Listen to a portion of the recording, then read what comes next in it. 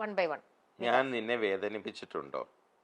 ഇതിന്റെ എക്സ്പ്ലനേഷൻ ഞാൻ അങ്ങോട്ട് ആ അത് മനസ്സ് തുറന്നു ഉണ്ടോ ചോദിക്കാം. ചോദിച്ചിട്ട് അല്ലെങ്കിൽ എന്താന്ന് വെച്ചാൽ അത് നിങ്ങൾ തമ്മിൽ ഞാൻ ഇതിനകത്ത് ഈ പിക്ചറിൽ ഞാനില്ല. ഞാൻ നിന്നെ വേദനിപ്പിച്ചിട്ടുണ്ടോ? ഞാൻ നിന്നെ വേദനിപ്പിച്ചിട്ടില്ല എന്നെനിക്ക് തോന്നിയിട്ടില്ല. പലപ്പോഴും പല കാര്യങ്ങൾക്കും ഞാൻ എൻ്റെത് മാത്രം ശരിയെന്ന് ഞാൻ വിചാരിച്ചിട്ടുണ്ട്. പക്ഷെ അങ്ങനല്ല, ദർ ഷുഡ് ബി എല്ലാ വ്യൂ പോയിന്റ്സും നോക്കണം എന്ന് എനിക്കറിയാം. അപ്പം പറയാനുണ്ടെ പറയാം, കമന്റ് ചെയ്യാൻ തിരിച്ച് സംസാരിച്ചോളൂ. എന്തെങ്കിലും പറയാനുണ്ടെങ്കിൽ ഇല്ല, ഇല്ലെങ്കിൽ ഇല്ല. ഓക്കെ, കഴിഞ്ഞോ? ഇത് ശരിയല്ല രമ്യ. അന്ന് ഞാൻ അങ്ങനെ പെരുമാറിയത് വിഷമമായോ? അങ്ങനെ എന്തെങ്കിലും ഉണ്ടോ? നിങ്ങൾ ഇന്ന് ഇട്ട് വന്നതാണ് ഏറ്റവും വലിയ തെറ്റ്. വെള്ളം കുടിപ്പിച്ചോ? ഓ ഇതായിരുന്നെങ്കിൽ കൊള്ളായിരുന്നു. നീ എനിക്ക് തന്നെ ഏറ്റവും വിളവെടുപ്പുള്ള അതടുത്തുണ്ട്. രണ്ടും വേണം. അന്ന് ഞാൻ അങ്ങനെ പെരുമാറിയത് വിഷമമായോ? എനിക്ക് ഞാനങ്ങനെ മോശമായി പെരുമാറിയിട്ടുണ്ടോ എന്ന് എനിക്ക് തോന്നില്ല. ഇനി അങ്ങനെ എപ്പോഴെങ്കിലും ഞാൻ പെരുമാറിയിട്ടുണ്ടെങ്കിൽ ഞാൻ അതിന് പരസ്യമായിട്ട് ക്ഷമ ചോദിക്കും. അങ്ങനെ ക്ഷമയൊന്നുമല്ല, നിങ്ങൾ തമ്മിലുള്ള ഒരു കോൺവെർസേഷൻ അതേ ഉദ്ദേശിച്ചുള്ളൂ. ഇല്ല, ഞാൻ കാര്യകാരണങ്ങളില്ലാതെ ഒരാളെ വിഷമിക്കാൻ ശ്രമിക്കത്തില്ല. എന്തെങ്കിലും കാര്യങ്ങളുണ്ടെങ്കിൽ ഞാൻ അത് ഓപ്പൺ ആയിട്ട് പറയും. ഞാൻ അങ്ങനത്തെ ആളാണ്, ഞാൻ ഒളിച്ചു വെച്ച് പെരുമാറാറില്ല. ഓക്കെ, അതിപ്പോ തന്നെ നമുക്ക് ആ റൗണ്ടിൽ നിന്ന് അറിയാം. വളരെ ജെനുവൻ ആയിട്ട് വളരെ ഇതായിട്ടാണ് എല്ലാം. ഓക്കെ, ഇനി അടുത്തത് വികാസിന്റെ അടുത്തത്. ഷെറിന്റെ തന്നെ അത് രണ്ടാമത്തെ പറഞ്ഞു. നീ എനിക്ക് തന്ന ഏറ്റവും വിലപിടിപ്പുള്ള സമ്മാനം അത് എന്ന് വെച്ചാൽ ഞാൻ വലിയ പ്രഷ്യസ് ആയിട്ടുള്ള ഗിഫ്റ്റ് എന്താണ്? ആ ഗിഫ്റ്റിനെ നിങ്ങൾ എനിക്ക് തന്നു, നീ എനിക്ക് തന്നു. അത് ഇപ്പൊ ഏറ്റവും വിലപിടിപ്പുള്ള ഏറ്റവും വിലപിടിപ്പുള്ളതെന്ന് പറയുമ്പം നാരായണി തന്നെ. അതിൽ വലിയ വിലപിടിപ്പുള്ള ഒന്നും ഞാൻ കൊടുത്തിട്ടില്ല. ഇനി എനിക്ക് കൊടുക്കാൻ പറ്റത്തൂല. അവള് തന്നെയാണ് ഏറ്റവും വിലപിടിപ്പുള്ളത്. Very true. ഓക്കെ, ഇനി വികാസിന്റെ. Thanks for that. എന്നിൽ നിനക്ക് ഏറ്റവും അധികം ഇഷ്ടപ്പെട്ടത്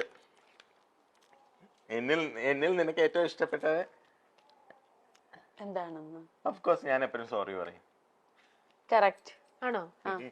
എന്തെങ്കിലും ഒരു ചെറിയ മിസ്റ്റേക്ക് ഉണ്ടെങ്കിൽ അന്നേരം എന്നോട് ഒരു 5 മിനിറ്റിനകം സോറി പറയാറുണ്ട്. അങ്ങനെ കൂട്ടുകൂടും.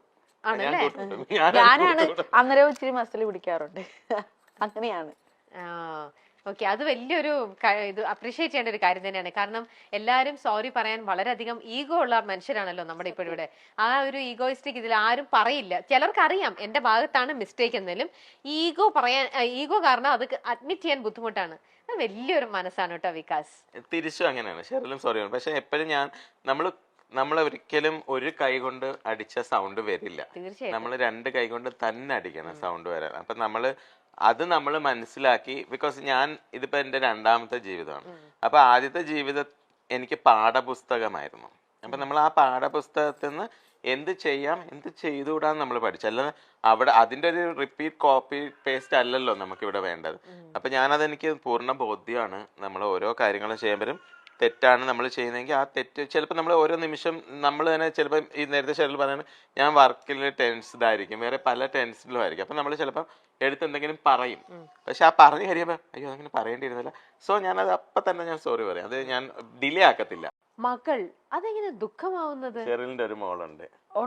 പക്ഷെ അവളെ ഓർത്തിട്ട് അങ്ങനെയുള്ളൊരു വിഷമം എനിക്കില്ല. കാരണം അവളെ ഏറ്റവും സേഫ് ആയിട്ടുള്ള ഒരു ഹാൻഡിലാണ് ഞാൻ ഏൽപ്പിച്ചിരിക്കുന്നത്. എൻ്റെ അച്ഛനും അമ്മയുടെയും എൻ്റെ അടുത്ത് നിൽക്കുന്നതിനേക്കാളും കൂടുതൽ ഹാപ്പിയും സന്തോഷമാണ് എൻ്റെ മോൾക്ക് അവിടെ. അപ്പൊ അതുകൊണ്ട് അവളെ കുറിച്ച് എനിക്ക് അങ്ങനെ ഒരു വേവലാതി ഇല്ല. കാരണം ഞാൻ എപ്പോഴും അവിടെയും ഇവിടെയും ആയിട്ടാണ് സ്പെൻഡ് ചെയ്തുകൊണ്ടിരിക്കുന്നത്. ഞാൻ ഒരിക്കലും ഇവിടെ ആയിട്ട് ഒതുങ്ങുമായിരുന്നെങ്കിൽ എനിക്ക് അവിടെ വിഷമമാണ്. കാരണം ഞാൻ ഇപ്പൊ അവൾ എൻ്റെ കൂടെ ഉണ്ടായിരുന്നു, ഞാൻ കൊണ്ടാക്കി, ഇപ്പൊ എക്സാം നടക്കുന്നു, പിന്നെ നെക്സ്റ്റ് ഇനിയിപ്പോ ഒരു 3 മന്ത് കഴിയുമ്പോൾ ഞാൻ വീണ്ടും പോകും. അപ്പൊ അവളുടെ കൂടെ കുറച്ച് ദിവസം വെക്കേഷൻ ആകുമ്പോ ഇങ്ങോട്ട്. അതുകൊണ്ട് എനിക്ക് അങ്ങനെ ഒരു ഇൻസിഡന്റ് ഇല്ല. അതുകൊണ്ട് ഇപ്പൊ അങ്ങനെ ഒരു വിഷമമില്ല. വികാസ് സ്വന്തം മോളെ പോലെ തന്നെ അവളെയും കാണും. എന്താ മോളുടെ പേര്? മോളെ പേര് വൈക. എത്രയായി? മോളെ ഇപ്പൊ 5ൽ പഠിക്കുന്നു. ഓക്കെ, അപ്പൊ മോള് അവിടെ കൊല്ലത്താണോ? അല്ലല്ല, ഒമാനില. അതുകൊണ്ടാണ് ഞാൻ ഈ ഇടയ്ക്കിടയ്ക്ക് പോവുകയും വരികയും ചെയ്യുന്നത്. ഞങ്ങൾക്ക് അവിടെ ചെറിയ ബിസിനസ് ഒക്കെ ഉണ്ട്. അപ്പം ഞാനും അവിടെ ആയിരുന്നു.